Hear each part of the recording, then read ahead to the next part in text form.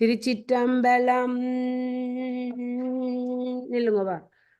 வானுலகும் மண்ணுலகும் வாழ மறைவாழ பான்மைதரு செய்ய தமிழ் பார்மிசை விளங்க ஞானமத ஐந்துகர மூன்று விழினாள்வா ஜானை முகனைப் பெறவி அஞ்சலி செய்கிற்பாம். நாங்கள் 18 புராணங்கள்ல இதுவரை 5 புராணங்கள் முடித்து விட்டோம். கடைசியாக நாங்கள் படித்தது பாகவத புராணம். முதலாவது புராணம் பிரம்ம புராணம், 2வது பத்ம புராணம், 3வது வாயு புராணம், 3வது விஷ்ணு புராணம், 4வது வாயு புராணம், 5வது பாகவத புராணம், 6வது நாரத புராணம். இப்ப இன்றைக்கு நாரத புராணம் தொடங்குறோம். ராணிய கபடிங்க. நாரத புராணம். இப்புராணம் பற்றி இப்புராணம் 2 பகுதிகளாக உள்ளது. முதல் பகுதி நாரதருக்கு கூறப்பட்டதாகும். 2வது பகுதி மாந்தாதா என்ற மாமன்னனுக்கு கூறப்பட்டதாகும்.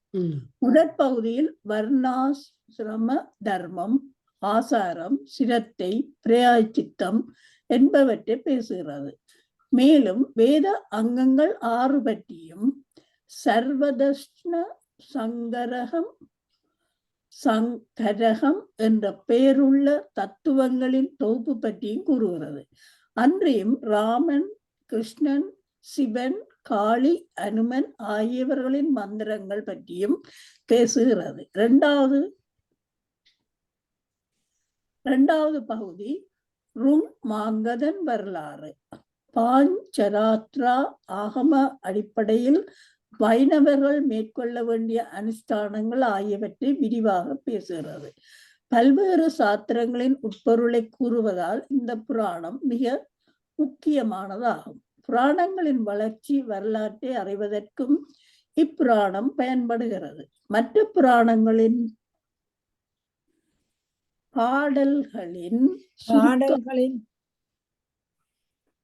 பாடல்களின் சுருக்கமான வரலாற்றை இப்புராணம் விருத்துரைக்கிறது.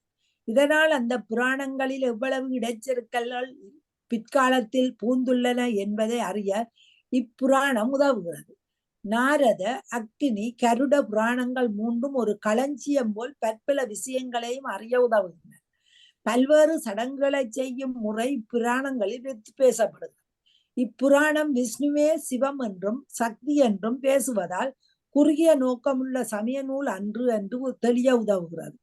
நாரதர் பிரமனின் மனத்தில் பிறந்த மகனாவர். ஓயாது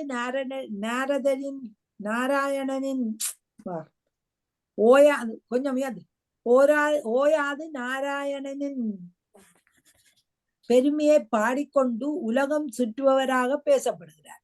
கீர்த்தனைகள் என்று இன்று வழங்கப்படும் பாடல் முறையை முதலில் தோற்றுவித்தவர் நாரதரே ஆவர். எல்லா தெய்வங்கள் பற்றியும் அவர் தோற்றம், இயல்பு, செயல்கள் என்பவை பற்றி கீர்த்தனை வடிவில் நாரதர் பாடுவதாக பல பாடல்கள் உள்ளன. கீர்த்தனை என்பது ஒரு தனி மனிதரின் இசைக்கச்சேரி ஆகும். இதன் பயன் சொல்லப்பட்ட விஷயங்கள் பொது மக்களை ஈர்க்கும் வகையில் அமைவதாகும். நாரத புராணத்தில் உள்ள கீர்த்தனைகள் பிற்காலத்தில் பவ கீர்த்தனைக்காரர்களை உருவாக்கிற்று. எழுத்தறிவில்லாதவர் கூட கீர்த்தனைகளை இயற்றவும் செவி வழியாக கேட்கவும் கேட்ட கீர்த்தனைகளை பாடவும் பழகியிருந்தனர்.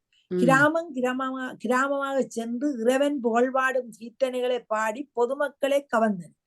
இப்படி பாடும் இவர்களில் தீண்டத்தகாத வகுப்பை சேர்ந்தவர்களாக கூட பலர் இருந்தனர். இவ்வாறு பாடும் இவர்களுக்கு நாரதர்கள் என்ற பெயர் வழங்கிற்று. இதில் ஒரு வியப்பு என்னவென்றால்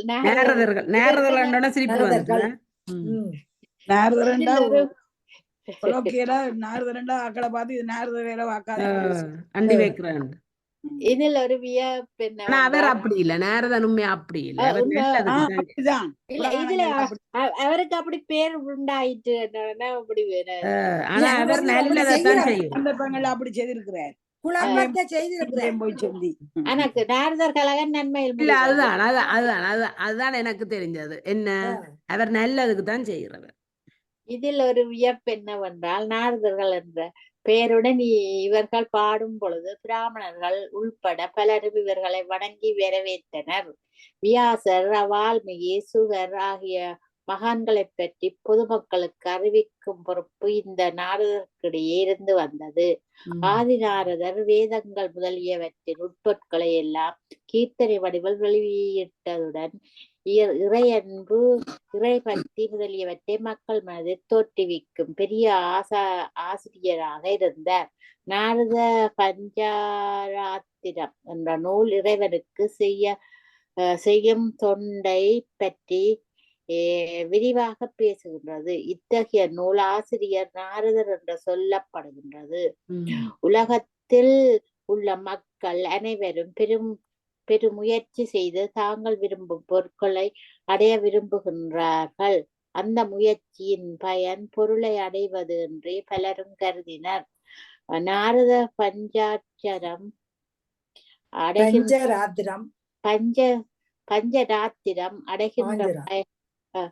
அடைகின்ற பயனை பற்றி கவலைப்படாமல் இறைவனிடத்து அன்பு செலுத்துவதையே பெரிதாக கூறுகின்றது. கொஞ்சம் மேடையாடுங்க. பொருளை அடைய விரும்பி முயற்சி செய்பவர்கள் அந்த முயற்சிக்கு பலன் கிட்டாத போது பெரும் வருத்தமும் ஏமாற்றமும் அடைகின்றார்கள். முயற்சியே கூட விட்டு விடுகின்றார்கள். இதன் எதிராக பலரை பற்றி சிந்திக்காமல் செயல்களை செய்தால் ஏமாற்றத்திற்கு வழி இல்லை, மன மகிழ்ச்சியும் குறைய போவதில்லை. இதனையே நாரதர் உபதேசிக்கின்றார். பிரம்மனின் மானசீக புத்திரராகிய நாரதர் எல்லோரையும் போல திருமணம் செய்து கொண்டு சந்ததியை வளர்க்க வேண்டும் என்று எண்ணினார்கள். ஆனால் நாரதருக்கு இடம் கொடாமல் வீணை போன்று ஒரு வாத்தியத்தை கையில் வைத்துக்கொண்டு இறைவன் சம்பந்தமான புகழை கேட்பவர் நெஞ்சிருவ பாடிக்கொண்டு பல இடங்களில் சுற்றி வரலானார். பொறிப்புலன்களின் மூலம் பெறும் இன்பம் அப்போதைக்கு மகிழ்ச்சியை தந்தாலும் அது நிலை பெற்று இருப்பதில்லை. அந்த மகிழ்ச்சி முடிந்தவுடன் ஏக்கத்தையும் துன்பத்தையுமே தருகிறது. இதன் எதிராக முடிவில்லாத ஆனந்தத்தை தொடர்ந்து பெறுவதற்கு இறைவன் புகழை பாடுவதுதான் சிறந்த வழி என்று நாரதர் சுட்டிக்காட்டினார். பொறிப்புலன்கள் மூலம் பெறும் இன்பம் உண்மையான இன்பம் அல்ல, அது மாயையே ஆகும். நாரதீய சங்கீதை, நாரதீய மகாபுராணம், நாரதீய பக்தி சூத்திரம் என்பன போன்ற பல நூல்களை இவர் இயற்றினார் என்று கூறுகிறார்கள். அவருடைய வாழ்க்கையின் கொள்கை ஒருவன் எந்தவித சந்தேகத்துக்கும் இடங்கொடாமல் முழு நம்பிக்கையுடன் இறைவன் புகழை மனமுருகி பாட வேண்டும் என்பதாகும். முன்னொரு காலத்தில் நைமிசாரண்ய வனத்தில் ஒரு மாபெரும் முனிவர்கள் சபை கூடியது. பிரசித்தி பெற்ற 25,000 முனிவர்களுக்கு மேல் அங்கு கூடினார்கள். இவர்களை அல்லாமல் இவர்கள் சீடர்கள் பலரும் இக்கூட்டத்தில் இருந்தனர். பரபிரம்மத்தை பற்றி ஆராய்வதற்காகவே இக்கூட்டம் கூட்டப்பெற்றது. கூட்டம் தொடங்குகையில் சௌகணர் எழுந்து, நாம் கூடியிருக்கும் இடத்திற்கு அருகாமையில் மற்றொரு ஆச்சிரமம் இருக்கிறது. அந்த ஆச்சிரமத்தில் லோ மகர்ஷனர் மகன் சுதா என்ற முனிவர் இருக்கிறார். அவர் வேதவியாசரிடம் பயின்றவர், புராணங்களை பற்றி நன்கு அறிந்தவர். நாம் அவரிடம் சென்றால் சகுனமகாவடியும் என்றால் ஏதோ ஒரு புராணத்தை பற்றி தெரிந்து கொள்ள வசதியாக இருக்கும் என்று கூறினார். அவர் கூறியதை ஏற்றுக்கொண்ட முனிவர்கள் அனைவரும் முனிவர் சுதாவின் ஆச்சிரமத்தை நாடி சென்றனர். நாரதர் ஆற்ற மகன் பிரம்மாண்ட எப்படியான மகன்? மானசீக சுதா முனிவர் இவர்களை வரவேற்றார். விருந்தினர்களாகிய தங்களுக்கு வேண்டியதை முனிவர் தர வேண்டும் என்று இவர்கள் கேட்டுக்கொண்டனர். என்ன வேண்டும் என்று சுதா முனிவர் கேட்க, விஜயாசரிடம் கற்ற நீங்கள் புராணங்களின் உண்மையான ஞானத்தை எங்களுக்கு சொல்ல வேண்டும் என்று கேட்டனர். முனிவரும் அதற்கு இசைந்தார். நாரதர் சனத்குமாரர் முனிவருக்கு சொல்லியதுதான் இந்த நாரத புராணம். புராணங்களை கேட்பதால் ஒருவன் செய்த பாவம் போகும். நாரத புராணத்தில் ஒரு பாடலை கேட்டால் கூட அன்று செய்த பாவம் போய்விடும். ம். எனவே நாரத புராணத்தை கேட்பது மிகவும் பயனுடையது என்று கூறத் தொடங்கினர். ம். புராண நாரத புராணம் யாருக்கு சொல்லப்பட்டது? நாரதர் சனத்குமாரர். ம். நாரதருக்கு பிரம்மா ம். பிள்ளையாகிய நாரத புராணம் தொடக்கம். ம். பிரம்மாவின் பிள்ளைகளாகிய சனகர், சனத்தனர், சனத்குமாரர், சானதனர் ஆகிய சன- 4 ம். ஞானத்தை தேடி தவம் மேற்கொண்டிருந்தனர். ஒருமுறை பிரம்மா லோகத்தில் கங்கையில் உபநதியாகிய சீதா என்ற ஆற்றில் குளித்து கொண்டிருக்கும் பொழுது நாரதர் அங்கே வந்து சேர்ந்தார். ம். இவர்கள் 4 அவரை நோக்கி, நாரதரே எங்கடக்கு நோக்கியண்டு அவரை வணங்கி, நாரதரே நாங்கள் எங்கும் உள்ளவர், எல்லா இடங்களுக்கும் சென்று சுற்றி வருபவர், எல்லா இடங்களிலும் நடைபெறும் எல்லா காரியங்களையும் பார்த்தவர். ஆகவே விஷ்ணு பக்தராகிய தாங்கள் விஷ்ணுவை தாங்கள் எவ்வாறு தாங்கள் இல்ல நாங்கள் எவ்வாறு படற்கையில நீங்க சொல்றீங்க. நாங்கள் தன்மையில கேட்கிறோம். நாங்கள் எவ்வாறு தியானிக்க வேண்டும், நாங்கள் எவ்வாறு தியானிக்க வேண்டும் என்று எவ்வாறு பூசிக்க வேண்டும் என்பதை தெளிவுபடுத்த அண்டி படிக்கட்டும் வேண்டும் கூறுகிறோம் என்று கூறினார்கள். உடனே நாரத புராணத்தை சொல்ல ஆரம்பித்தார். நாரத புராணம்: ஆதியில் பரபிரம்மம் ஒன்று மட்டுமே இங்கு நிறைந்திருந்தது. அந்த பரபிரம்மம் வடிவமற்றது, உருவமற்றது, குணங்கள் அல்லாதது, வருணனைக்கு அப்பாற்பட்டது. அந்த பரபிரம்மம் பிரபஞ்சத்தை உண்டாக்க வேண்டும் என்று நினைத்தது. உடனே தனது வலப்புறத்திலிருந்து பிரம்மனையும், நடுப்பகுதியிலிருந்து சிவனையும், இடப்பகுதியிலிருந்து விஷ்ணுவையும் தோற்றுவித்தது. படைத்தல் தொழிலை பிரமனும் இவ சிவனை சொல்றது உருத்திரனைத்தான். இந்த சிவன் அண்டு அந்த பாகவதத்திலே நாங்கள் படிக்க சிவன் அண்டு வந்தா நாங்கள் உருத்திரனைத்தான் நினைக்கணும். அவர் குனி உருத்திரன், அவர் சிவனிலும் இருந்து அப்பாற்பட்டவர், சிவபெருமான்ல இருந்து அவர் வேற. அவர் சிவபெருமானுங்கட சிவபெருமானுக்கு கீழே இந்த 3 பேரும் வேலை செய்யறவானுடைய இதை நாங்கள் அப்படித்தான் பார்க்கணும். 3 பேரும் சேர்ந்து வந்தா உருத்திரன். அதைத்தான் நாங்கள் மனதில் வைக்க வேணும். அங்க அது வந்தாலும் நாங்கள் அதை உருத்திரன் என்றே நினைக்க வேணும். அதுதான் பாகவதத்துல அடிக்கடி வாரது உருத்திரன். சுயமான நாங்கள் இதுக்குள்ள சேர்த்தோம். படத்தை தொழிலை பிரமனும், அழுத்தல் தொழிலை சிவனும், காத்தலை விஷ்ணுவும் மேற்கொண்டனர். மக்கள் சில சமயங்களில் மூலப்பெரும்பொருளான பிரமன், விஷ்ணு, சிவன் ஆகிய 3 பேரில் ஏதாவது ஒரு பெயராலே அழைக்கின்றனர்.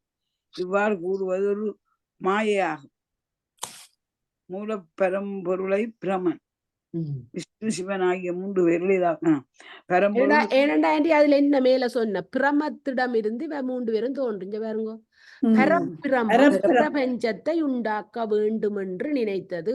இது நாங்கள் மகாசிவ புராணத்திலையும் இதை படிச்ச. நாங்கள் பிரமம் தோற்ற வேணும் என்று நினைக்கத்தான் இவ 3 பேரும் வந்தவ. பரபிரமன் தான் எங்கட சிவபெருமான். அதான் அந்த முட்டையில ஒரு அது வேற. முதல் விஷ்ணு வழியில வந்து பிரம்மனை உண்டாக்கினவர் சிவபெருமான் தான் அதை எல்லாத்தையும் செய்விச்சவர். பரபிரம்மம் என்ற 3 பேரும் சேர்ந்ததுதான் பரபிரம்மம். முதல் இல்ல இங்க நீங்க இதுல வாசிச்ச நீங்களே பரபிரமம் பிரபஞ்சத்தை உண்டாக்க வேண்டும் என்று நினைத்தது. உடனே தனது வலப்புறத்திலிருந்து பிரமனையும், நடுப்பகுதியிலிருந்து சிவனையும், இடப்பகுதியிலிருந்து விஷ்ணுவையும் தோற்றுவித்தது. படைத்தல் தொழிலை பிரமனும், அழித்தல் தொழிலை சிவனும், காத்தல் தொழிலை அப்ப இந்த அழித்தல் தொழில் சிவன்ன்றது சிவபெருமான் அல்ல, உருத்திரன். சொல்றது குனி உருத்திரன். சொல்றேன் சரிதான். அண்டை படிச்சாங்க முட்டைகளில் முதல் பிரமன் வந்துதான். முதலாவது வசனத்தை பாருங்க. ஆதியில் கமலா கொஞ்சம் கீழே, ஆதியில் பரபிரமம் ஒன்று மட்டுமே. அதுதான் சிவபெருமான். அந்த பரபிரமம் வடிவமற்றது. சேர்மானுக்கு வடிவம் இல்லத்தானே வடிவம் இல்லையே சேர்மானுக்கு. சேர்மானுக்கு நாங்கள் தடத்த நிலையில மக்களுக்காக வாடுறதுதான் அவற்ற உருவம். ஆனபடியா இல்ல அந்த பரப்பிரமன் தான் பிரபஞ்சத்தை ராணியக்கா மகா சிவபுராணத்தை எடுத்து ஃபர்ஸ்ட் பேஜ வாசியுங்க. இதே அப்படி இதுல அதான் சொல்லுது. அந்த மகாபிரம்மம் அதாவது சிவபெருமான் பிரபஞ்சத்தை உண்டாக்க வேண்டும் என்று நினைத்து தான் இத மூன்று படைக்கும். அதான் சொல்றேன் நான் போடகம். Okay okay. சிவபெருமான் மகா உருத்திரன், அவர் குனியுறு, இது குனி உருத்திரன் சொல்லுது. இது அது எங்க எல்லா இடம் வாரது. அந்த நேரம் நாங்கள் எங்களுக்கு ஒரு தாக்கம் வாரது. என்ன சிவனை இப்படி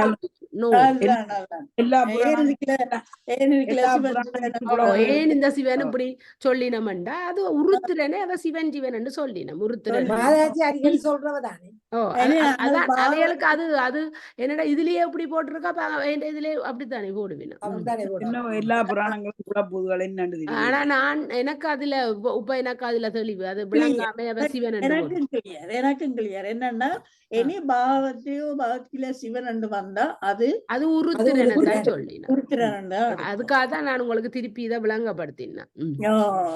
பரப்பொருள் வாசியுங்க பிள்ளைங்க. ஒரு பகுதியாக சக்தி இருக்கிறது. இச்சக்தி ஞான வித்யா, அஞ்ஞானம் அவித்யா என இருளாக உள்ளன. அறிவில் சிறந்த பெரியோர் பரபிரம்மத்தின் இந்த இயல்புகளை சிந்திக்கின்றனர். மெஞ்ஞானம் என்பது பரபிரமத்திற்கும் பிரபஞ்சத்திற்கும் உள்ள ஒற்றுமையை அறிவதாகும். இந்த ஒற்றுமையை அறியாமல் இருப்பதே அறியாமை என்று சொல்லப்படும். இந்த அறியாமையை ஒருவனை எல்லையற்ற துன்பத்திற்கு ஆளாக்குகிறது. சக்தி ஒன்றாக இருப்பினும் பல பெயரிட்டு அழைக்கப்படுகிறது. விஷ்ணுடன் சேர்க்கும் பொழுது லட்சுமி என்றும், சிவனுடன் சேர்க்கும் பொழுது உமா என்றும் அல்லது பார்வதி என்றும், பிரம்மனுடன் சேரும் போது லட்சுமி சரஸ்வதி பேருக்கும் ஒவ்வொரு சக்தி. அது விஷ்ணுவுக்கு லட்சுமி, பார்வதி சிவனுக்கு, பிரம்மனுக்கு சரஸ்வதி ஆகும்.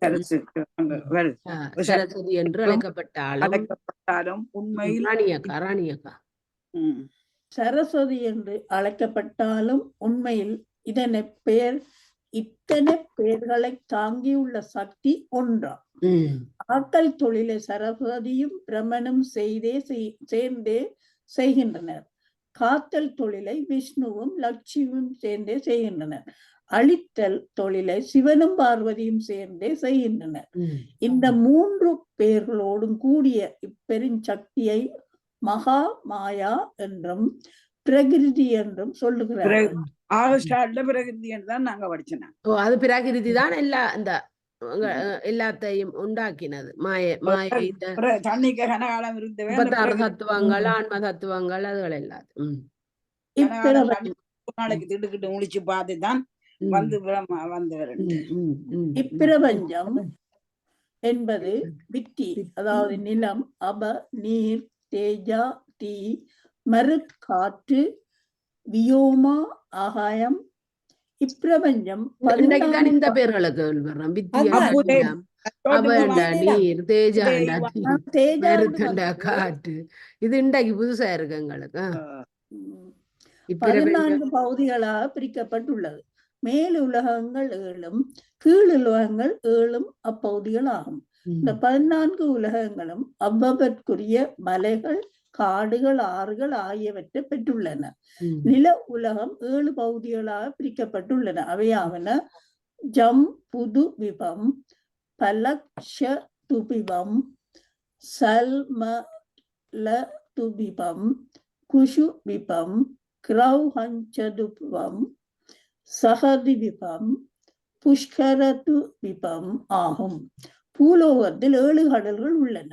அவை லவண, இச்சு, சுரா, சர்வி, ததி, துக்கா, ஜலா ஆகியவை ஆகும். பாரத வர்ஜா ஜம்பு விபத்தில் உள்ளது.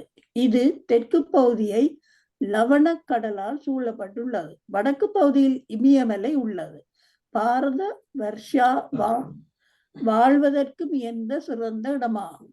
இது கர்ம பூமி என்று அழைக்கப்படும். கர்ம பூமி என்றால் செயல்கள் நிகழ்வதற்குரிய இடமென்று பொருளாகும். இந்த கர்ம பூமியில் செய்யும் காரியங்களுக்குரிய பயனை அனுபவிக்கும் இடம்தான் போக பூமி எனப்படும். இந்த பாரத வர்ஷ்மாகிய கர்ம பூமியில் செய்யப்படும் காரியங்கள் பலாபலன்கள் இங்கே கிடைப்பது இல்லை. இங்கு செய்யப்படும் நற்காரியங்களுக்கு சொர்க்கத்தில் சென்று இன்பத்தை அனுபவிக்கும் பயன் கிடைக்கிறது. இங்கு செய்யப்படும் தீய காரியங்களுக்கு நரகத்தில் சென்று துன்பத்தை அனுபவிக்க வேண்டும். பாரத பூமியில் பிறப்பதற்கு பெரும் புண்ணியம் செய்திருக்க வேண்டும். மிகுந்த அளவில் நன்மைகளை செய்வதற்குரிய வாய்ப்பும் சந்தர்ப்பங்களும் பாரத பூமியில் தான் உள்ளன. இந்த நல்ல இடத்தில் பிறந்தும் நல்ல காரியங்களை செய்யாமல் இருப்பது ஒரு குடம் அமிர்தத்திற்கு பதிலாக ஒரு குடம் விஷத்தை வாங்குவது போலாகும். சொர்க்கத்தில் சென்று இன்பம் அனுபவிக்க வேண்டுமானால் இந்த கர்ம பூமியில் ஓயாது ஒழியாது ஊக்கத்துடன் நல்ல காரியங்களை செய்ய வேண்டும். இவ்வாறு சொல்லியவுடன் சொக்க பயனை அனுபவிக்க வேண்டும் என்ற பயனை கருதியே இங்கு நற்காரியங்கள் செய்தல் கூடாது. பலனை பற்றி சிந்திக்காமல் நற்காரியங்களை செய்ய வேண்டும் என்பதையே குறிக்கோளாக கொண்டு செயல்படுவதே சிறப்புடையதாகும். பலனை பற்றி வைக்காமல் செயல்களில் ஈடுபடுவதை நிஷ்காம கர்மம் என்று கூறுவர். செயல்களின் பயனத்தும் விஷ்ணுவிடம் உள்ளன. மிருகண்டு முனிவரின் கதை. மிருகண்டு முனிவருக்கும் யாருக்கும் சம்பந்தம்?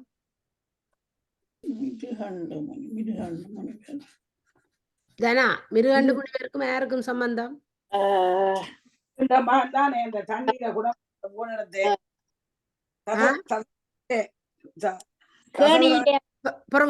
பிள்ளையாண்டி என்ன சொல்றீங்க? மிருகண்டு முனிவர் அந்த மகன் தான் தண்ணி எடுக்க போக கடத்துக்குள்ள தசரதை தெரியாம எய்து விட்டவர், அது சாபம் கிடைச்சு. தனா என்ன சொல்றீங்க? மிருகண்டு முனிவர் தான் அந்த மாடுகளுக்கு அந்த இது கட்டி வச்சபடியால அவருக்கு மிருகண்டு என்று பேர் வந்தது. மிருகண்டு. இவர் மார்க்கண்டேயற்ற அப்பா. மார்க்கண்டு.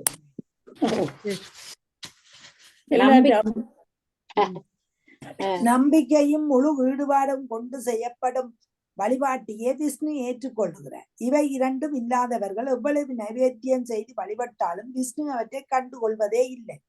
நம்பிக்கையும் ஈடுபாடும் தாய் போன்றது. குழந்தைகள் தாயிடம் சென்று அடைக்கலம் புகுவது போல விஷ்ணு பக்தி உடையவர்கள் அடைக்கலம் புகுவது பக்தி ஈடுபாடு என்ற இவற்றிடையே ஆகும்.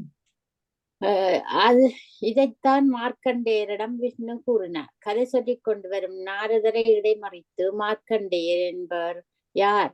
விஷ்ணு அவரிடம் என்ன சொன்னார் என்று சனகுமாரர் கேட்டார். மிருகண்டு மார்க்கண்டேயர் என்பவரின் கதையை நாரதர் சொல்ல ஆரம்பித்தார். சலகிரமா தீர்த்தக்கரையில் மிருகண்டு முனிவர் விஷ்ணுவை குறித்து நீண்ட காலம் தவம் புரிந்தார். அவருடைய தவத்தில் ஆற்றல் பெருக பெருக இந்திரனும் தேவர்களும் பயந்தனர். மிருகண்டு தவத்தில் முடிவில் விஷ்ணு தோன்றினால் இந்திர பதவி வேண்டும் என்று கேட்டு ஆட்சியிலிருந்து தன்னை தள்ளி விடுவாரோ என்று இந்திரன் பயந்தான். தேவலோகத்திலிருந்து தங்களை எல்லாம் மிருகண்டு விரட்டி விடுவாரோ என்று தேவர்கள் பயந்தனர். ஆகவே இந்திரனும் தேவர்களும் விஷ்ணுவிடம் சென்று தங்கள் பயத்தை வெளிப்படுத்தி ஒரு வழி சொல்லுமாறு வேண்டினர். அவ்வாறு சென்று பார்க்கும்போது விஷ்ணு பஞ்சாயுதங்களுடன் கோடி சூரிய பிரகாசமுடைய உடம்புடன் தாமரை போன்ற கண்களுடன் மஞ்சள் பீதாம்பரத்துடன் காட்சி தந்தார். தேவர்களின் வேண்டுதலை கேட்டு விஷ்ணு, உங்களுக்கு கவலை வேண்டாம், மிருகண்டுவை நான் அறிவேன். அவர் இவற்றிற்கெல்லாம் ஆசைப்படுபவர் அல்ல. நீங்கள் கவலை இல்லாம போங்கள். தீயவர்கள் கடுந்தவம் இயற்றினால் நீங்கள் பயப்படுவது நியாயம். அந்த தவத்தின் பயனாக பதவி பிடிக்கும் வேட்கையில் அவர்கள் இறங்கி விடுவார்கள். ஆனால் மிருகண்டு அத்தேவர் அல்ல என்று சொல்லி அனுப்பினார். இதன் பிறகு இதே கோலத்துடன் மிருகண்டு முனிவர் முன் விஷ்ணு தோன்றினார். இந்த கோலத்தை தரிசித்த மிருகண்டு முனிவர் விஷ்ணுவின் திருவடிகளில் விழுந்து வணங்கினார். ஐயனே, தேவர்கள் முதலானவர்கள் உன்னை தரிசிப்பதற்கு தவம் கிடக்கிறார்கள். அவர்களால் காண்பதற்கரிய நீ என்னை நாடி வந்தது என் முன்னே நிற்பது என் மிகப்பெரிய பேராகும் என்றார் விஷ்ணு. முனிவரே என்றார். விஷ்ணு, முனிவரே, உன் தவத்தை மெச்சினோம், வேண்டிய வரத்தை கேட்பாயாக என்றார். முனிவர், ஐயனே, தங்களை நேரே தரிசனம் செய்யும் பேறு கிடைத்த பிறகு இதைவிட மேலான ஒன்று எதுவும் இல்லை. ஆதலால் எனக்கு எந்த வரங்களும் தேவையில்லை. தங்கள் தரிசனம் ஒன்றே போதுமானது என்றார். விஷ்ணு முனிவரே, ஒரு பக்தனிடம் விஷ்ணு சென்றார். ஆனால் வரம் ஒன்று தரவில்லை என்ற பெயர் எனக்கு உண்டாக வேண்டாம். நீயே கேட்காவிட்டாலும் நானே ஒரு வரத்தை தரப்போறேன். உம்முடைய வம்சத்தில் நான் வந்து தோன்ற போறேன். அது உம்முடைய வம்சம் செய்த மாபெரும் புண்ணியமாம் என்று கூறிவிட்டு மறைந்தார் மார்க்கண்டேயர். விஷ்ணுவின் அருளால் மிருகண்டு முனிவரின் அட்டவீரட்டத்தனங்கள்ல மார்க்கண்டேய தலம் எது?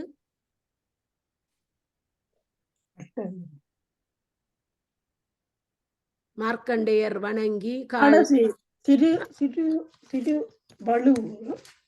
அது திருவள்ளுவூர் கஜேந்திரன் காலத்திலதான் அவற்றை இது இருக்குது. இல்ல, அட்டவீரட்டத்தனங்களில திருக்கடவுர்லதான் மார்க்கண்டேயர் வழிபட்டு விஷ்ணுவின் அருளால் மிருகண்டு முனிவரின் புத்திரனாக பிறந்தார்.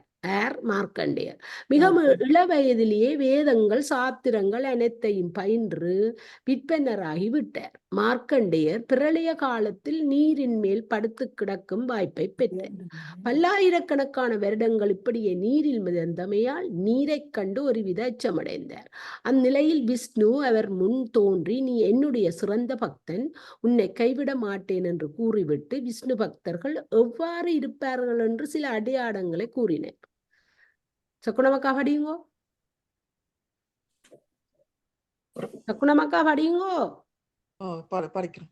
விஷ்ணு உறக்கி சொன்னாதான் செய்வீங்களே, அன்பா சொன்னா செய்ய மாட்டீங்களே. கேட்கிறேன்.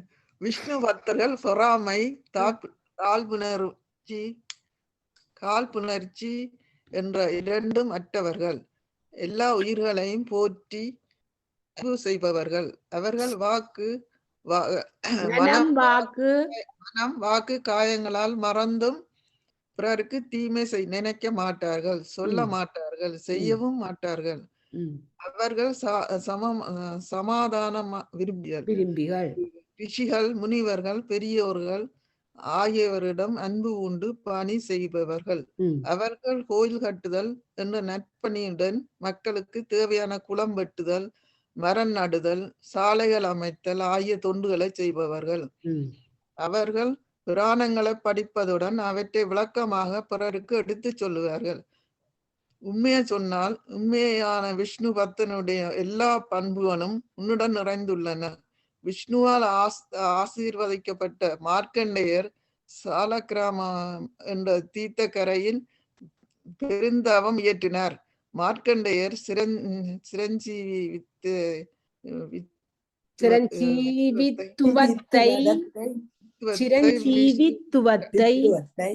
சிரஞ்சீவித்துவத்தை விஷ்ணுவிடம் பெற்றார்.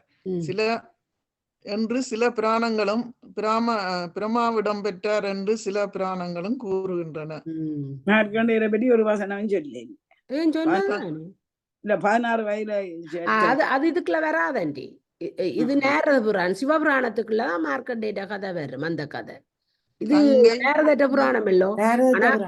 ஆனா மிருகண்டு முனிவற்ற மகன் அவருக்கு விஷ்ணு தான் இவருக்கு மகனா வந்து பிறந்திருக்கிறான். இது நேரத புராணம்குள்ள வருது. சிவபுராணத்துக்கு தான் அது மார்க்கண்டேய புராணம் வந்து தனியே இருக்குதண்டி. 18 புராணம். ஆனா காலால உதத்தி காப்பாத்தின சிவபெருமான் தான். அதண்டி மார்க்கண்டேய புராணம் வந்து பின்னுக்கு வருது. கங்கை யமுனை சங்கமம் படியும். யமுனா சங்கமம் தீர்த்தங்களில் சிறந்தது கங்கை, அடுத்த நிலையில் இருப்பது ஜமுனை. இரண்டும் சங்கமிக்கின்ற இடம் மிக மிக புண்ணியமானது என்பார்கள்.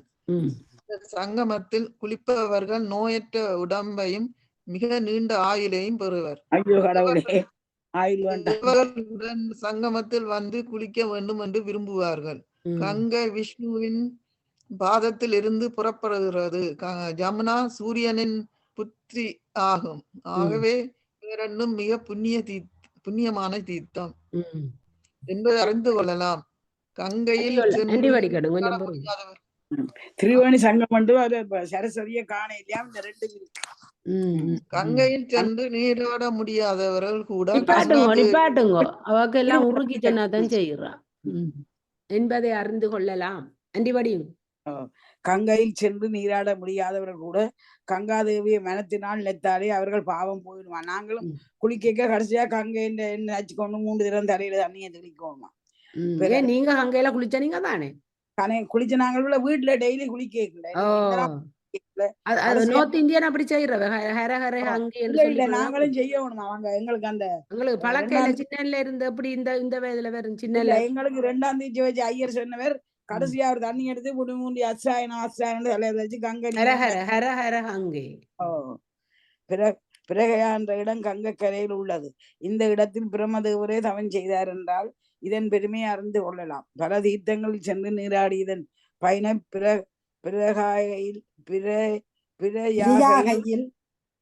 பிரயாகையில் உள்ள கங்கை தண்ணீரில் சில சொட்டுக்களே தர முடியும். இந்த சொட்டு தண்ணீர் ஏனைய தீர்த்தங்களில் கிடைக்கும் புண்ணியத்தை விட 16 பங்கு அதிகமாகும். கங்கை கரையில் உள்ள களிமண்ணை எடுத்து தலையில் பூசிக்கொள்பவர்கள் சிவனே ஆகிறார்கள். திருமாலுக்கு 3 பொருள்கள் மிக முக்கியம். கங்கை, துளசி, திருமால் அடியர்கள் பாதத்துளி. திருமால் அடியவர்களின் பாதத்துளி. கோதாவரி, சரஸ்வதி, காளிந்தி, காவேரி, கிருஷ்ணா, ரேவா, பகுதா, துங்கபத்திரை, பிரமரதி, பீமரதி, வேத்ரவதி, தமிராபரணி, விடத்தெரு ஆகிய நதிகளில் கங்கை கலந்திருக்கிறான். தமிராபரணியில குளிச்சிருக்கிறோம். தருமாபரணி தெரியும். சரஸ்வதி இல்லையாம், அது என்னோட தெரியும். அங்க அவை அந்த அவங்களுக்கு சொன்ன அந்த சரஸ்வதி அடியில போயிட்டாவா மாறி இல்லாம இல்லையாம். இப்ப அந்த திருவேணி சங்கமத்துல 3ம் கலக்கிறதாம். ஆனா அதுல கங்கா, ஜமுனா, சரஸ்வதியில சரஸ்வதி இல்லையாம். இப்ப அங்க அதுல இல்லையாம்.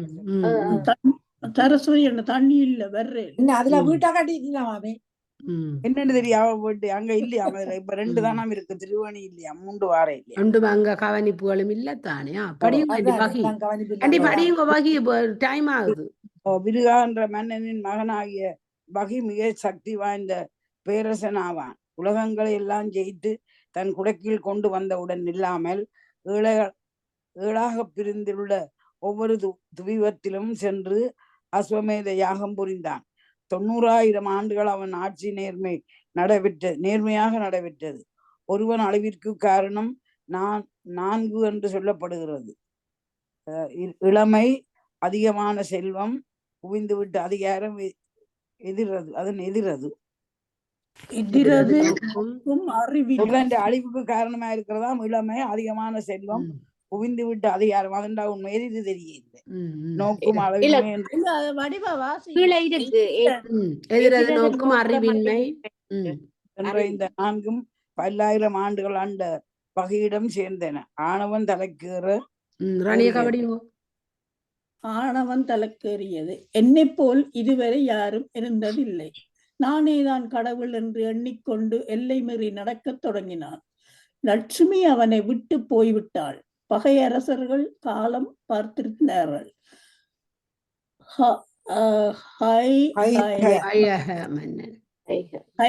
மன்னனும் தலஜங்க மன்னனும் வகியுடன் போர் செய்து தோற்கடித்தனர்.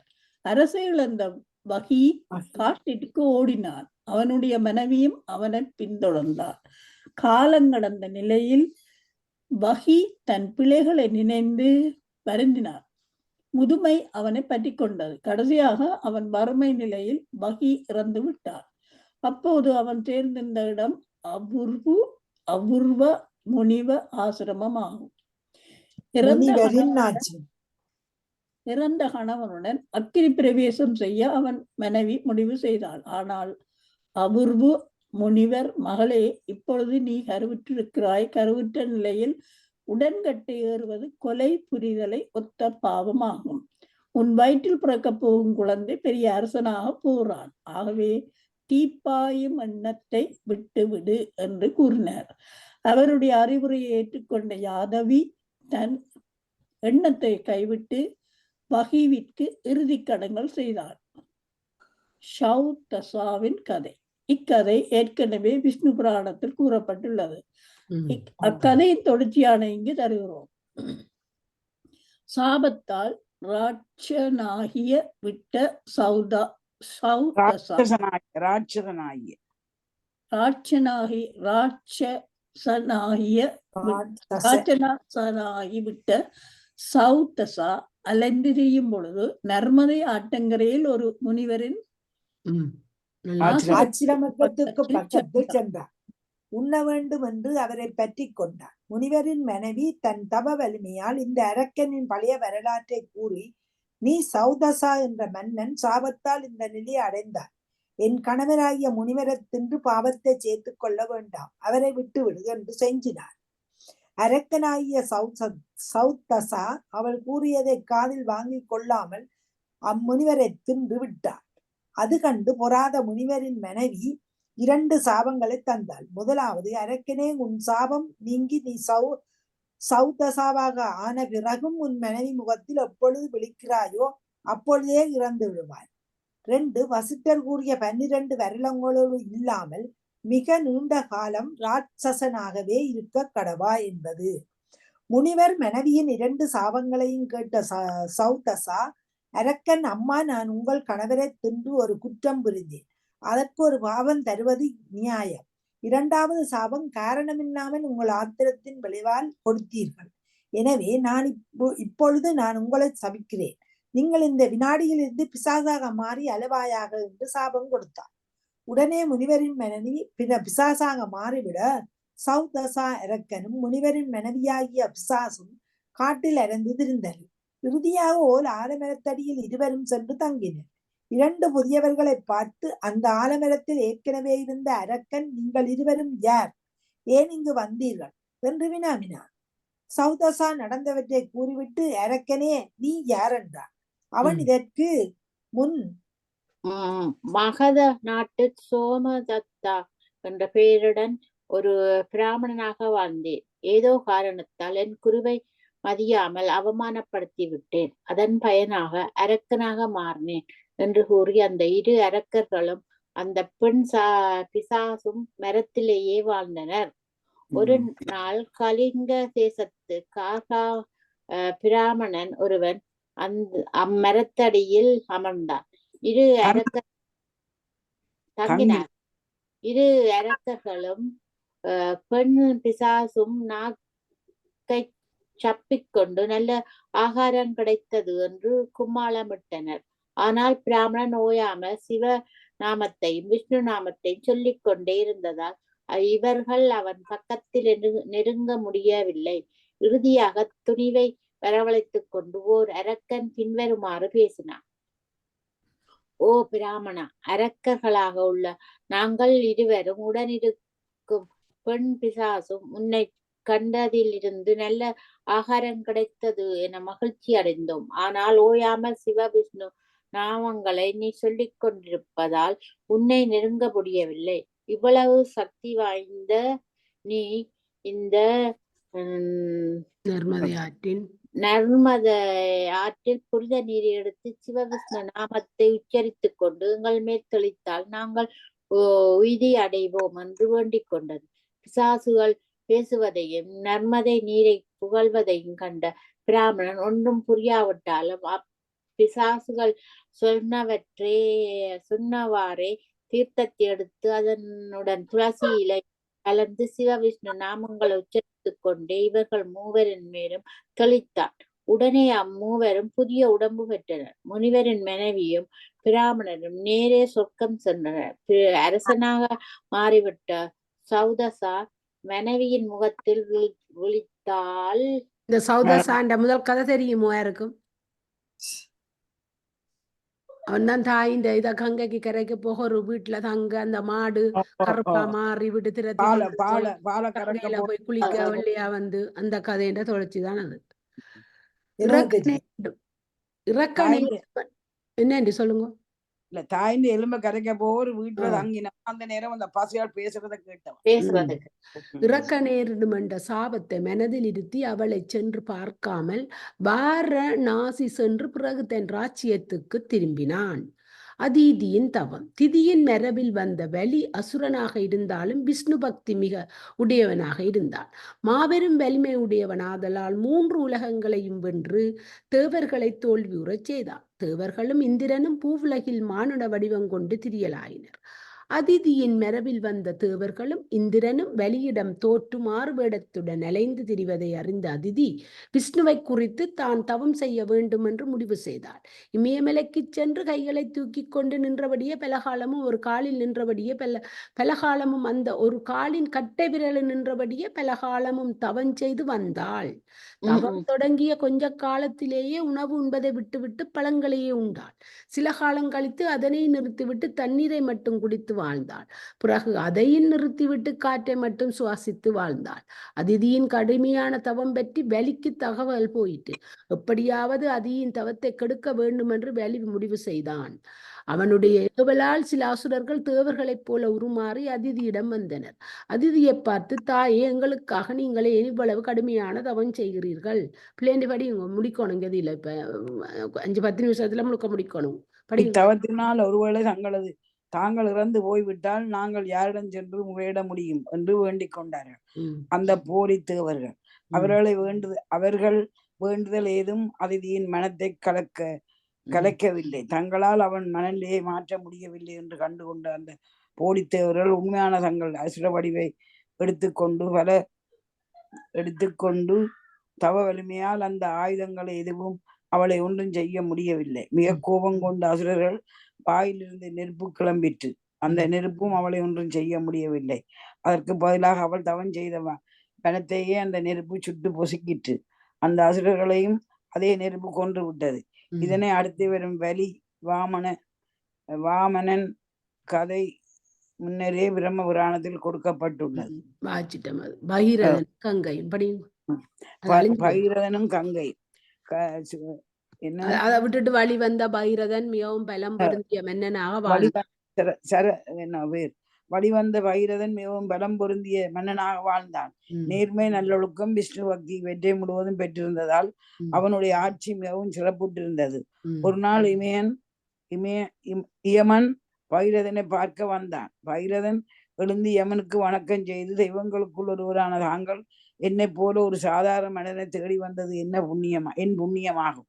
தர்மம் என்றால் என்ன, அது எப்படி செய்ய வேண்டும் என்பதை விரிவாக கூறினால் பெரும் பயன் விளையும். தயவு செய்து தர்மத்தை பற்றி விளக்க வேண்டும் என்று விளக்குகிறேன் என்று கேட்டுக்கொண்டான். இமயன் சொல்ல யமன் என்ற அந்த யமன் தான் பொதுமக்களுக்கு பயன்படும்படியான குளம் தோண்டுவது நல்ல தர்மம். சிவ, விஷ்ணு ஆகியவர்களுக்கு கோயில் கட்டுவது பெரும் புண்ணியம். கல்லால் கட்டினாலும் செம்பு முதலான உலோகங்களை கட்டினாலும் புண்ணியம். ஏழைகளுக்கு உணவு, உடை, மாடுகள். வந்துட்டேன் ராணி அக்கா, என்ன செய்யறா? ஏழைகளுக்கு உணவு, உடைகள், அதுக்கு முடிக்கலாம் நினைக்கிறேன். இல்லாட்டி வீடியோ போட கஷ்டம். கொஞ்சம் ஒரு 10 நிமிஷத்துக்கு இருங்க. இல்ல, இன்னும் இப்ப 80-60க்கு வந்துட்டோம். இன்னும் 19 இருக்குது, அது முடிக்கலாம். 78 வரையும் இருக்கு. 79 வரையும் இருக்குது ராணி அக்கா. 79 உணவு, உடை, மாடுகள், ஆடுகள் முதலியனவற்றை கொடுப்பதும் புண்ணியம் ஆகும். மற்ற புண்ணியத்துக்குரிய செயல்கள் மரம் நடுதல், தோட்டம் உண்டாக்கி பாதுகாத்தல் ஆகியவை ஆகும். துளசி செடிகளை நட்டு வளர்ப்பது பெரும் புண்ணியம். துளசி மாலை அணிவதும் புண்ணியமாகும். சிவன் அல்லது விஷ்ணு சிலைகளுக்கு பால், நெய், இளநீர், கரும்பு சாறு ஆகியவற்றால் அபிஷேகம் செய்வது பெரும் புண்ணியம். சுக்கிலபட்சத்து காலத்தில் பஞ்சமதிதி, அஷ்டமி, ஏகாதசி, துவாதசி, சதுர்த்தசி, பௌர்ணமி ஆகிய திதிகளில் சிவன், விஷ்ணு சிலைகளுக்கு புண்ணிய நீரால் அபிஷேகம் செய்வது நல்லது. பசி உடையவர்களுக்கு உணவும் தண்ணீரும் தருவதும் நல்லது. இப்படி தர்மம் செய்வர்கள் நரகத்தை எட்டி பார்க்க மாட்டார்கள்.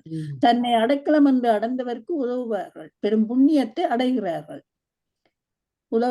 பெரும் புண்ணியத்தை அடைகிறார்கள். ஒருவன் பெற்ற கல்வி அறிவை மற்றவர்களுக்கு போதிப்பது பெரும் புண்ணியம் தரும். பொன், வெள்ளி முதலியவற்றை தேவையுள்ளவர்களுக்கு வழங்கலாம்.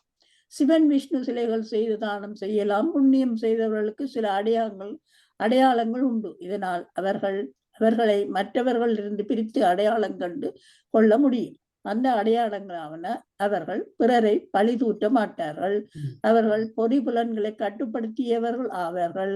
அவர்கள் அதிகமாக உண்ண மாட்டார்கள். அவர்கள் தன் குருவையும் விருந்தினர்களையும் நன்கு உபசரிப்பார்கள். எப்பொழுதும் விஷ்ணுவையும் சிவனையும் நளினாக்கா அவர்கள் தன் குருவையும் விருந்தினர்களையும் நன்கு உபசரிப்பார்கள். எப்பொழுதும் விஷ்ணுவையும் சிவனையும் நினைத்துக் கொண்டே இருப்பார்கள்.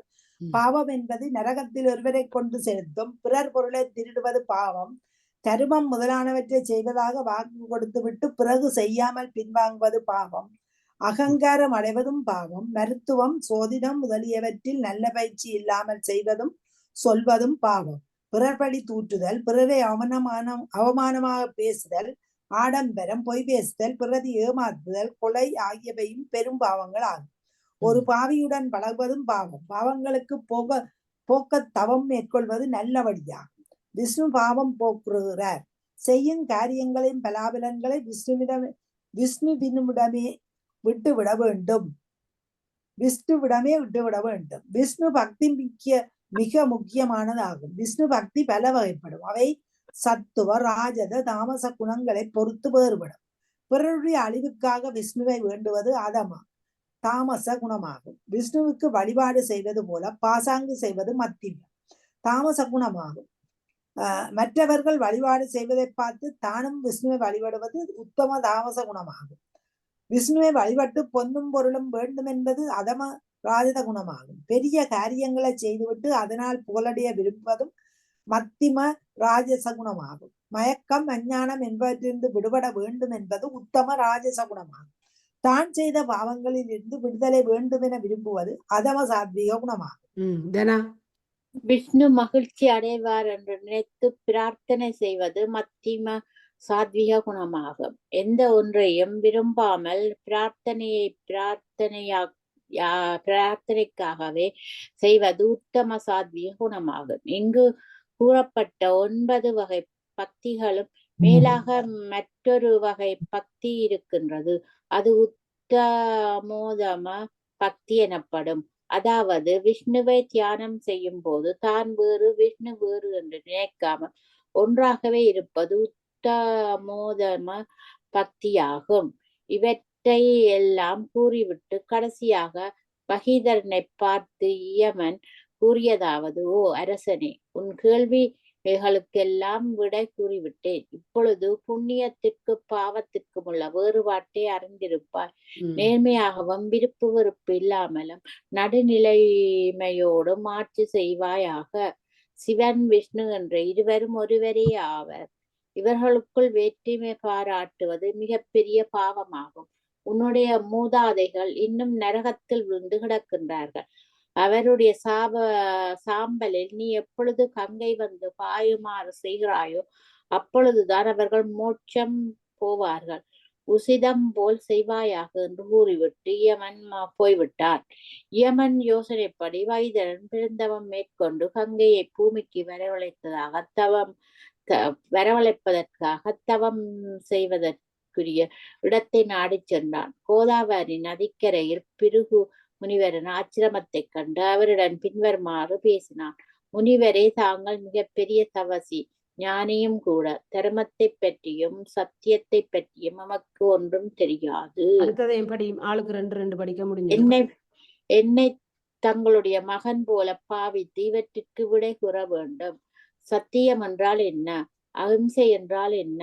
நல்லவர்கள் என்பவர்கள் யார்? புண்ணியம் என்றால் என்ன? விஷ்ணுவை எவ்வாறு வழிபட வேண்டும்? இவ்வினாக்களை கேட்ட பிருகு முனிவர் விடை கூற ஆரம்பித்தார்.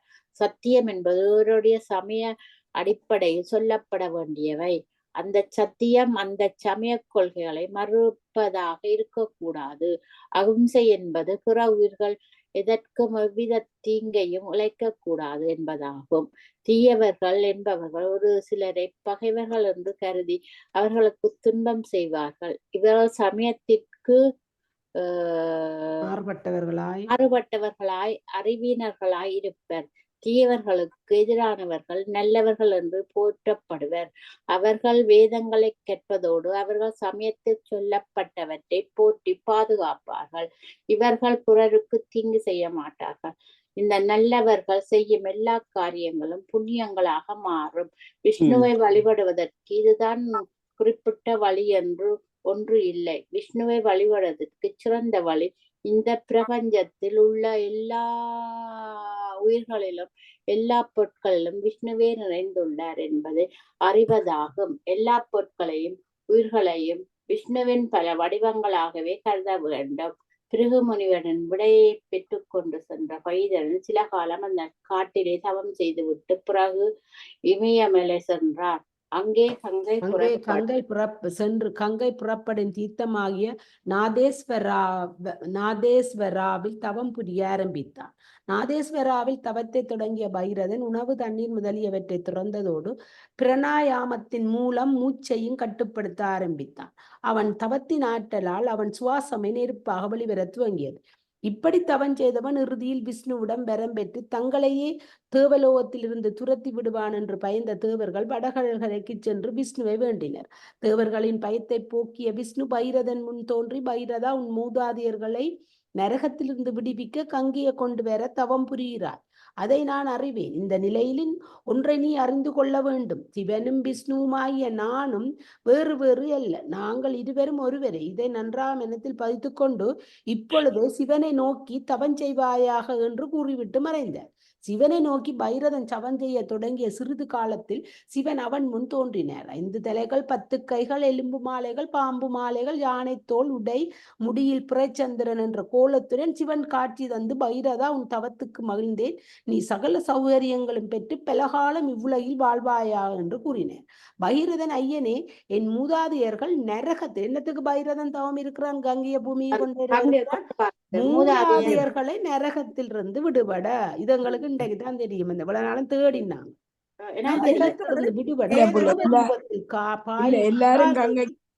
மண்ணுக்கு கருணை புரிய வேண்டும் என்றான். சிவனும் அப்படியே ஆகட்டும் என்று கூறி மறைந்தார். மகிழ்ச்சி அடைந்த பைரதன் புறப்பட்டவுடன் கங்காதேவியும் ஒரு பெண் வடிவு கொண்டு அவன் பின்னாலே சென்றாள். தன் மூதாதையர்களை எரிந்து சாம்பலான இடத்தை அடைந்தாள். அந்த சாம்பல் மேல் கங்கை பொங்கி பாயவே சகரர்கள் நரகிலிருந்து விடுபட்டு சுவர்க்கம் சென்றார்கள். விரதங்கள். நாரத புராணம் பின்வரும் விரதங்களை பற்றி விரிவாக கூறுகிறது. ஏகாதசி விரதம் மாதத்தில் சுக்லபட்சத்தில் ஏகாதசி திதி அன்று அனுஷ்டிக்கப்படுவது. இரவு முழுவதும் கண் விழித்திருந்து காலையில் சாலக்கிரமத்துக்கு பால் அபிஷேகம் செய்ய வேண்டும். எள்ளை அக்னியில் போடுவதுடன் நல்ல ஆகாரம் தயார் செய்து விஷ்ணுவுக்கு லட்சுமிக்கு நிவேதனம் செய்து விஷ்ணு பக்தர்களுக்கு விருந்து செய்ய வேண்டும். துவாதசி அன்றும் இதனையே செய்ய வேண்டும். பல யாகங்கள் செய்வதை காட்டிலும் இந்த விரதங்களை மேற்கொள்வதால் அதிக புண்ணியம் கிடைக்கும். பௌர்ணமி விரதம் பிராமணர் முதலிய 4 வர்ணத்தாரும் பெண்களும் கூட மேற்கொள்கின்ற விரதமாகும். பௌர்ணமி என்று செய்யப்படுவதால் இது பௌர்ணமி விரதம் என்று சொல்லப்படும். இந்த பௌர்ணமி விரதம் எல்லா மாதங்களிலும் கடைபிடிக்கப்படலாம். 12 மாதங்களிலும் விரதம் இருந்து கார்த்திகை மாதத்தில் இருந்து முடிக்கப்படும் போது விஷ்ணுவுக்கு லட்சுமிக்கும் பிரசாதங்கள் படைத்து வழிபடுவதால் இது லட்சுமி நாராயண விரதம் என்று சொல்லப்படும். நான் இன்னொரு பேஜ் வாசிக்கிறேன். கொடியேற்ற விழா விரதம். கார்த்திகை மாதம் சுக்லபட்சம் ஏகாதசி என்று ஒரு கொடியை ஒரு விஷ்ணு கோயிலின் கோபுரத்தின் மேலேயோ வெளிக்கதவின் மேலேயோ ஏற்றி வைத்து விஷ்ணு பூசை செய்ய வேண்டும். 108 கிண்ணங்களில் பாயாசம், மஞ்சள், வாளரிசி, வாசனை பூக்கள் ஆகியவற்றை விஷ்ணுவுக்கு படைக்க வேண்டும். இந்த விரதம் 4 வகை விரதத்தாரும் பெண்களும் மேற்கொள்ளலாம். விஷ்ணுவுடன் சேர்ந்து சூரியன், சந்திரன், கருடன் ஆகியவர்களுக்கும் பூசை செய்யலாம். சுமதி சத்தியமதியின் கதை. சத்திய யுகத்தில் சுமதி என்ற மன்னன் சத்தியமதி என்ற தன் மனைவியுடன் இந்த உலகின் 7 பிரிவுகளையும் ஆட்சி செய்து வந்தார். நேர்மை, சத்தியம், அன்பு, விருந்தோம்பல் ஆகிய நற்பண்புகளுக்கு இவர்கள் இருவரும் உதாரணமாக இருந்தனர். துவஜா ரோகண விரதத்தை, அதாவது கொடியேற்று விழா விரதத்தை இவர்கள் விடாமல் செய்தனர். அந்த விரதத்தின் போது சத்தியமதி விஷ்ணு கோயிலில் நடனம் ஆடி வந்தார். ஒருமுறை விபண்டக முனிவர் தன் சீடர்களோடு இவர்களை பார்க்க வந்தார். அரசன் செய்த உபசரிப்பில் பெருமகிழ்ச்சி அடைந்த முனிவர், உன் உபசரிப்பில் மகிழ்ச்சி அடைந்தோம். உன்னிடம் வேண்டி பெற வேண்டியது எதுவும் இல்லை. என் மனத்தில் தோன்றிய 2 வினாக்களுக்கு நீங்கள் விடை கூறினால் போதுமானது. நீங்கள் ஏன் கொடியேற்று விழா விரதத்தை விடாமல் செய்கிறீர்கள்? உன் மனைவி ஏன் விஷ்ணு கோயிலில் நாட்டியம் ஆடுகிறாள்? அண்டிபடி சுமதி, சத்தியமதி ஆகிய இருவரும் யதீஸ்மராக்களாக, அதாவது பழம் பிறப்பை அறியும் வல்லமை பெற்றவர்களாக இருந்தார்கள். அதன் பயனாக மன்னன் சுமதி முனிவரிடம் தங்கள் பழம் பிறப்பு வரலாற்றை சொல்ல ஆரம்பித்தான். முற்புறவில் சுமதி மாதுளி என்ற சூத்திரனாக பிறந்து எல்லா தீய பழக்கங்களுக்கும் உறைவிடமாக இருந்தான். திருட்டு முதலிய குற்றங்களை செய்ததால் எல்லோரும் அவனை கைவிட்டு விட்டனர். எனவே அவன் காட்டில் சென்று வாழ்ந்து வந்தான். அங்கே ஒரு அழகான குளமும் விஷ்ணு கோயிலும் இருக்க கண்டான். அந்த இடம் மிகவும் பிடித்து போனதால் அங்கேயே தங்கிவிட்டான். வேட்டையை தொழிலாக கொண்டு அங்கேயே தங்கிவிட்டான். வேட்டை தொழிலாக கொண்டு ஓய்ந்த நேரங்களில் அந்த கோயிலை பழுது பார்க்க துவங்கினான். கோயிலில் பராமரிப்பு வேலை நடைபெறுவதை அறிவிக்க கோயிலின் வெளிவாசலில் ஒரு கொடியை கட்டினான். இம்முறையில் அவன் வாழ்க்கை நடைபெறும் பொழுது எதிர்பாராத விதமாக கோகிலினி என்ற வேடுவ பெண் அங்கே வந்து சேர்ந்தாள். வேடர் குலத்து தாயினும் கணவனை இழந்ததால் எல்லாரும் அவளை ஒதுக்கிவிட்டனர். இந்த நிலையில் வேடன் இருக்கும் இடம் வந்த அவள் அங்கேயே தங்கிவிட்டாள். இருவரும் திருப்பணி செய்த நேரம் போக எஞ்சிய நேரத்தில் குடித்து விட்டு ஆடினார்கள். விஷ்ணுவின் எதிரே கோயிலினி நாட்டியம் ஆடினார். இம்முறையில் அவர்கள் வாழும் பொழுது அவர்கள் இருவருமே இறந்தனர். இவர்கள் இறந்தவுடன் ஜமபடர்கள் அவர்களை அழைத்து போக வந்தனர். ஆனால் விஷ்ணுவின் பணியாளர்கள் அங்கே வந்து அவர்கள் விஷ்ணு பக்தர்கள் என்றும் அவர்கள் துவஜா ரோகண விரதத்தை கடைபிடித்தவன் என்றும் விஷ்ணு கோயிலை பழுது பார்த்ததால் அவர்கள் விஷ்ணுலோகம் செல்ல வேண்டியவர்கள் என்றும் கூறினார். இறுதியில் இருவரும் விஷ்ணுலோகம் சென்று எல்லையற்ற இன்பம் அனுபவித்து பிறகு இப்பிறவியில் சுமதியாகவும் சத்தியமதியாகவும் பிறந்தனர். இதுதான் எங்கள் கதை என்று சொல்லி முடித்தார். வாசிக்கிறதா? பக்தரசீலா. முன்னொரு காலத்தில் நர்மதை ஆற்றங்கரையில் காலவா என்ற ஒரு முனிவர் வாழ்ந்து வந்தார். இவருடைய மகன் பக்தரலீலா என்பவன் ஐஸ்வரமராவாக, அதாவது பழைய பிறப்பை அறியும் வல்லமையுடையவனாக இருந்தான். சிறு குழந்தையாக இருந்த பொழுது களிமண்ணில் விஷ்ணுவுக்கு கோயில்கள் கட்டி அதனை வணங்கி வந்தான். இதில் மகிழ்ச்சி அடைந்த காலவ முனிவர், மகனே, நீ செய்யும் காரியங்களையும் மேற்கொள்ளும் விரதங்களையும் மறந்து பெருமகிழ்ச்சி அடைகிறேன். இவ்வளவு இளம் வயதில் யாரிடமும் கேட்காமல் எப்படி இந்த விரதங்களை மேற்கொள்ள வேண்டும் என்று எண்ணம் உனக்கு உண்டாயிற்று என்று கேட்டார்.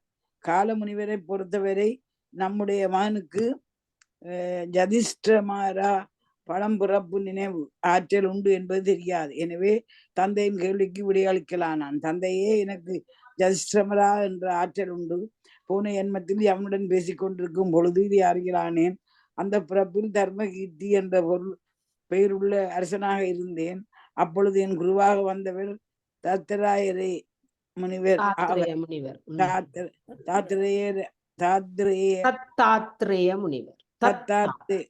தத்தாத்திரேய முனிவர் ஆவார். அவர் வழிகாட்டலில் ஆட்சியை தொடங்கிய நான் 9000 வருடங்கள் ஆட்சி செய்தேன். அதிகாரம் செல்வம் சேர்ந்ததால் அறவழியை விட்டு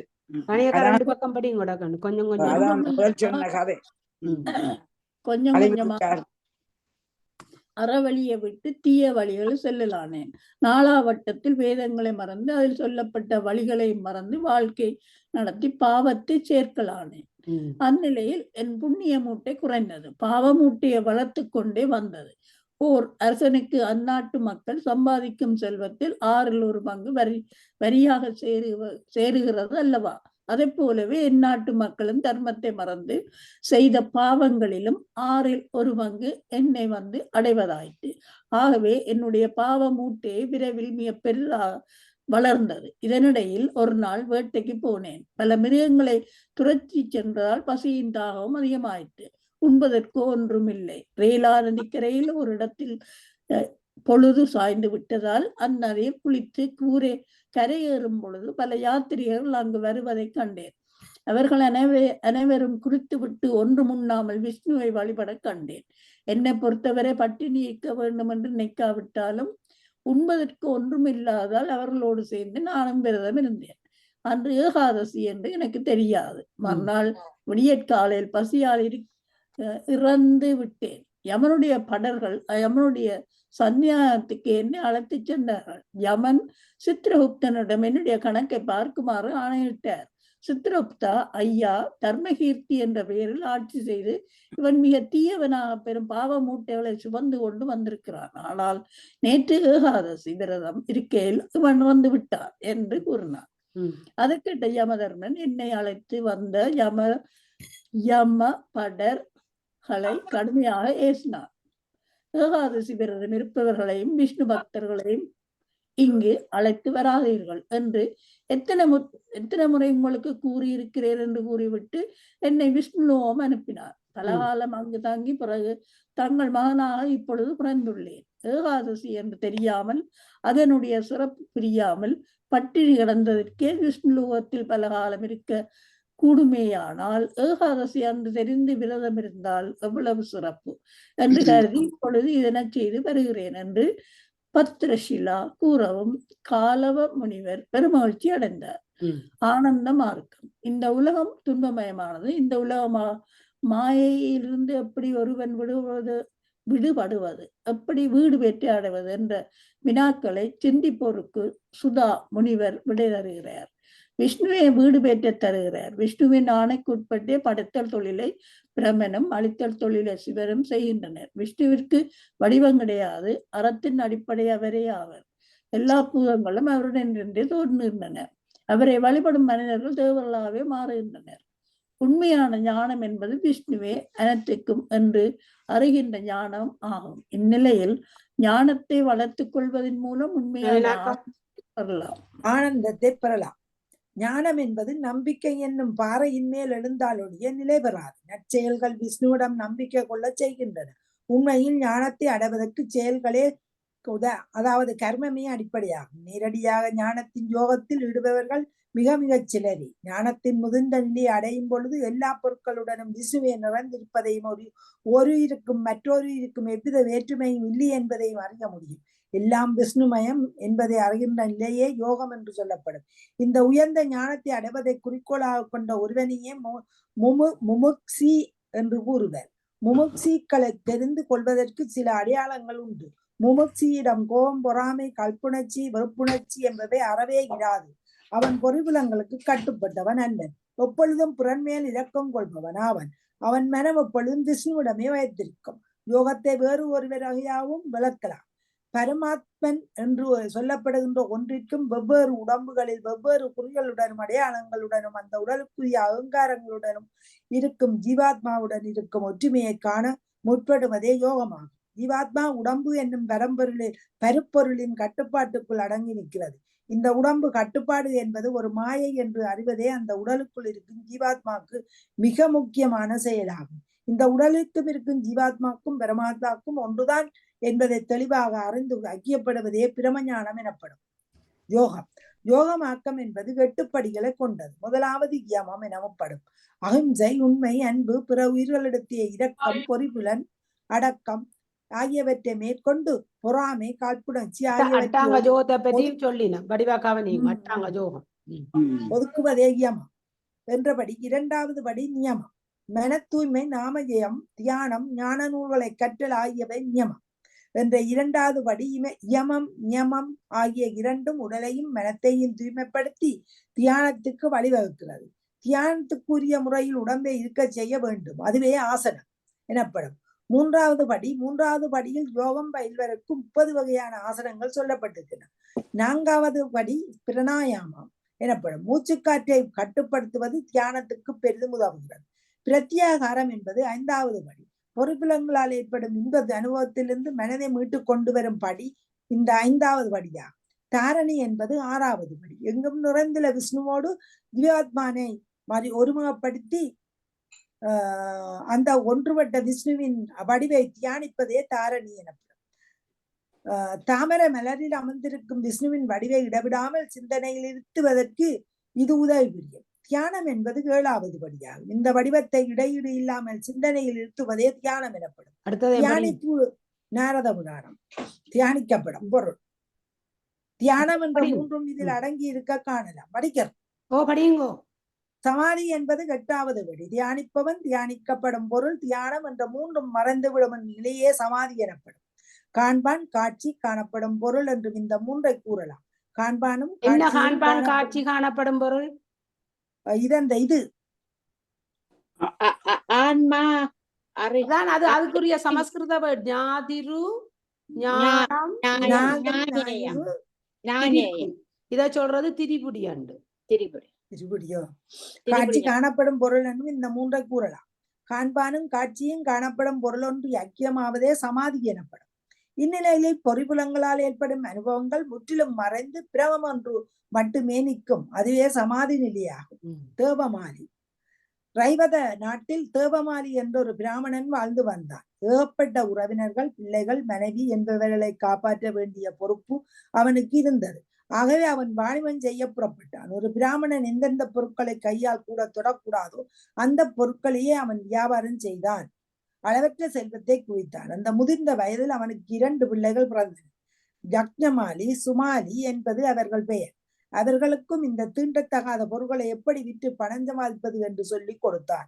ஒரு நாள் தன்னிடம் இருந்த பொன்னை எல்லாம் ஒன்றாக கொட்டி எண்ணத் தொடங்கினான். கோடிக்கணக்கான தங்க நாணயங்கள் தன்னிடம் இருப்பதை அறிந்தார். இவ்வளவு சேர்த்தும் மேலும் மேலும் சம்பாதிக்க வேண்டும் என்ற ஆசை அவனை விட்டு போகவில்லை. எனவே அவன் சித்திகளானான். இவ்வளவு பொருளை சேர்த்தும் தன்னுடைய ஆசை அடங்கவில்லை என்பதை அறிந்து கொண்ட அவன் இவ்வாறு பொருளை சேர்ப்பதால் தன் வாழ்வில் அமைதியை காணவோ இறைநாட்டம் கொள்ளவோ முடியாது என்பதை அறிந்து கொண்ட அவன் திடீரென்று ஒரு முடிவுக்கு வந்தான்.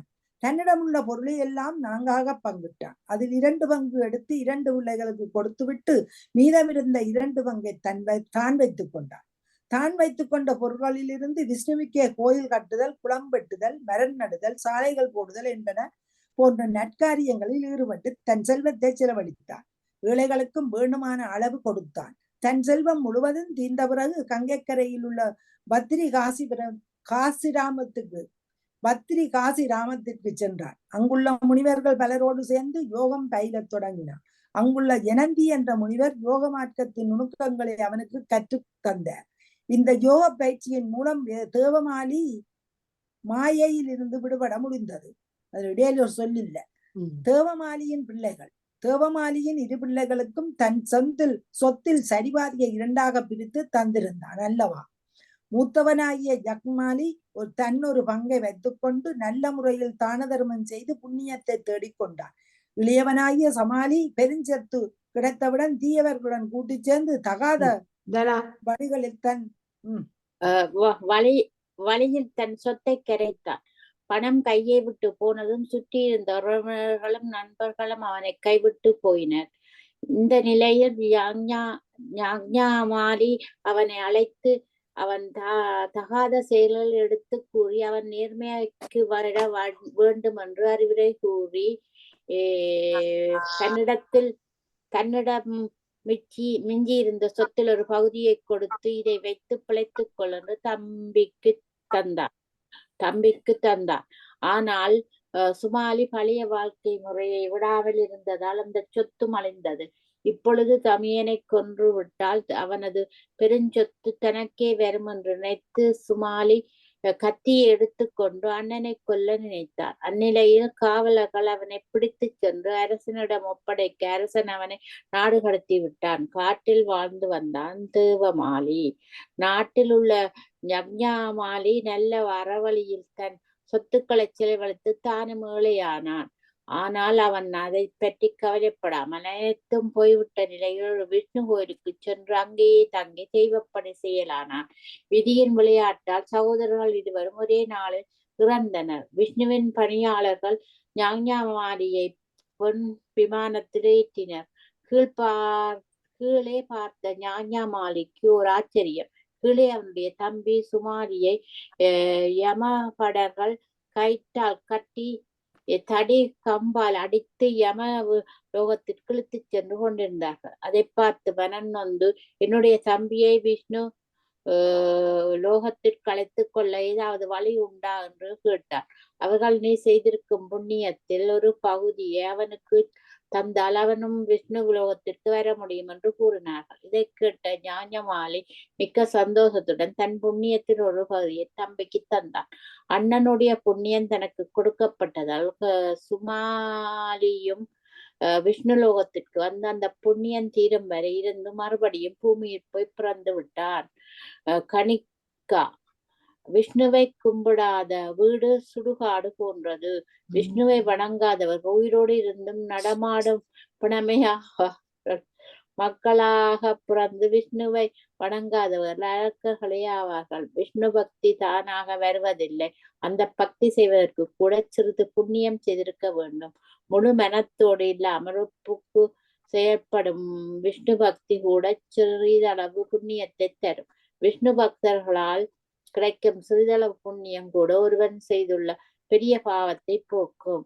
சத்திய யுகத்தில் கணிக்கா என்னும் ஒரு வேடன் இருந்தான். பிறருக்கு தீமை செய்வது, பிறர் பொருளை கொள்ளை அடிப்பது, பிறரை கொல்வது போன்ற தீய செயல்களை செய்வதும் கோயில் சொத்துக்களை திருடுவதும் அவனது வழக்கமாக இருந்தது. ஒரு முறை சௌவிரா என்ற நகருக்குள் வேடன் வந்தான். அங்குள்ள விஷ்ணு கோயிலுக்குள் அவன் நுழைந்தான்.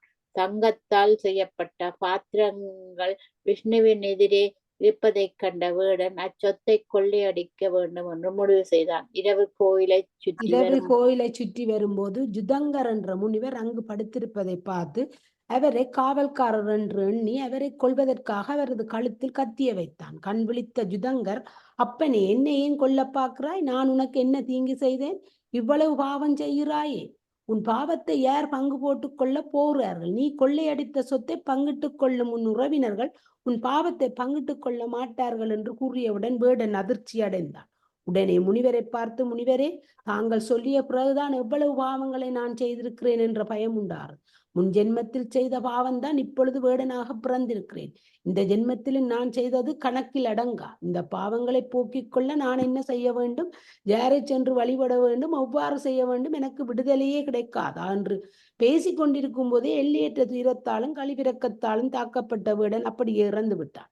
இறந்தவன் மேல் அதிக இரக்கம் கொண்ட முனிவர் விஷ்ணுவின் திருவடிகளுக்கு அபிஷேகம் செய்த நீர் கையில் இருந்ததால் அந்த புண்ணிய நீரை இறந்தவன் உடல் மேல் தெளித்தார். அப்புண்ணிய நீர் மேலே பட்டதால் வேடனுடைய ஆன்மா விஷ்ணுவத்தை நோக்கி சென்று விட்டது. இங்கு நடைபெற்ற அதிசயத்தை கண்டு வியப்பால் வாயெடுத்து போன ஜுதங்க முனிவர் முன் விஷ்ணு தோன்றினார். விரைவில் எல்லாவற்றுக்கும் விடுதலை பெற்று மேலே செல்லக்கூடிய வரத்தை ஜுதங்கருக்கு அளித்தார். ஜக்ஜத்துவதா என்ற அரசன் தான் வாழ்ந்த காலத்தில் பல இடங்களில் விஷ்ணு கோயில் கட்டினான். ரேவா நதிக்கரையிலும் ஒரு கோயில் கட்டினான். அவன் கட்டிய எல்லா கோயில்களிலும் கோயிலை சுத்தம் செய்யும் பணியும் இரவில் விளக்கேற்றும் பணியும் ஒழுங்காக நடைபெற வேண்டும் என்பதற்காக பெருமுயற்சி செய்தான். தன்னுடைய குருவாயிருந்த விதஹோத்ரா என்பவன், அரசே, விஷ்ணு ஹங்கரியம் என்பதை பல வழிகள் செய்யலாம். அவற்றையெல்லாம் விட்டுவிட்டு கோயிலை தூய்மை செய்தல், விளக்கேற்றுதல் ஆகிய இரு காரியங்களுக்காக மட்டும் இவ்வளவு கவனம் செலுத்த வேண்டுமா? அது ஏன் என்பது எனக்கு புரியவில்லை என்று கேட்டான். இதை கேட்ட ஜக்னதுவாஜா அந்த குருவை நோக்கி சொல்ல ஆரம்பித்தான். குருவே, எனக்கு ஜதீஸ்மரா என்ற பழம்பிறப்பை உணரும் ஆற்றல் உண்டு. அதனால் தான் இவ்வாறு செய்கிறேன். சத்திய யுகத்தில் ரைவதா என்ற ஒரு பிராமணன் இருந்தான். எத்தனை குற்றங்கள் புரிய முடியுமோ அத்தனையும் புரிந்தான். எந்தெந்த பொருள்களை பிராமணன் தொடக்கூடாதோ அவற்றையெல்லாம் வியாபார பொருளாக்கி விட்டான்.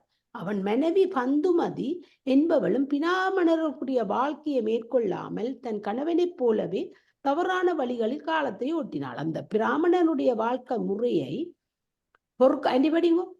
பொறுக்காத மற்ற பிராமணர்களும் முற்காரர்களும் அவனை ஊரை விட்டே விரட்டினார். அந்த பிராமணன் எல்லாவற்றையும் இழந்து உண்பதற்கு ஒன்றும் இல்லாமல் நர்மதை நதிக்கரையில் இறந்து விட்டான். அவனுக்கும் அவன் மனைவிக்கும் தண்டகேது என்ற ஒரு பிள்ளை இருந்தான். அவனும் பெற்றோர்கள் சென்ற வழிகளிலேயே சென்று பெரும் பாவத்தை சேர்த்து கொண்டான். ஒரு நாள் இரவு ஓய்வெடுப்பதற்காக ஒரு விஷ்ணு கோயிலுக்கு சென்றான். தான் படுப்பதற்கு ஒரு இடம் தேவைப்பட்டதால் தன்னுடைய உடையை கொண்டு கோயிலை சுத்தம் செய்தான். இரவில் வெளிச்சம் தெரிய வேண்டும் என்பதற்காக விஷ்ணுவின் எதிரே இருந்த விளக்கை தூண்டி விட்டான். இந்த ஏற்பாடுகளை அவன் செய்து கொண்டிருக்கும் போது அந்த ஊர்காவலர் அவனை திருடன் என்று கருதி கொன்று விட்டார்கள். உடனே விஷ்ணுவத்திலிருந்து விமானம் வந்து தண்டகேதுவை ஏற்றி சென்றது. விஷ்ணு கோலத்தில் சென்று இன்பம் அனுபவித்த தண்டகேது மறுபடியும் பூலோகத்தில் ஒரு அரசனாக பிறந்தான். பழம்பிறப்புடனே அவன் பிறந்தான். அவன் வேறு யாரும் அல்ல, நான் தான். கோயிலை துப்புரவு செய்ய வேண்டும் என்ற எண்ணம் இல்லாமல் தான் படுத்து கொள்ள வேண்டும் என்பதற்காண்டித்தான் சுத்தம் செய்தான். விளக்கை தூண்ட வேண்டும் என்று இல்லாமல் தனக்கு வெளிச்சம் வேண்டும் என்பதற்காகத்தான் விளக்கை தூண்டு தனக்கு பிடிச்ச மனுவுக்காக தான் தூண்டி விட்டான்.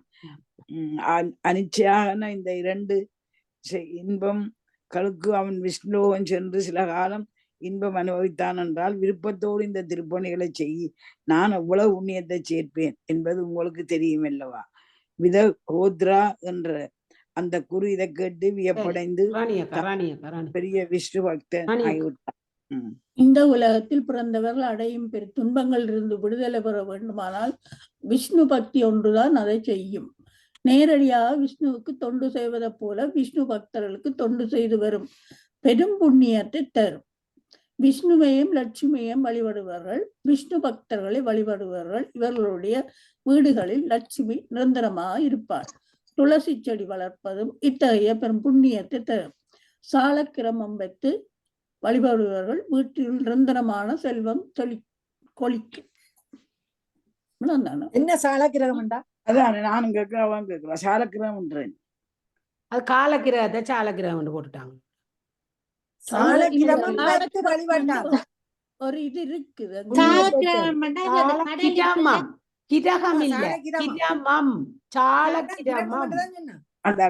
அந்த கிரமமா ஒழுங்கா செய்யறாங்க.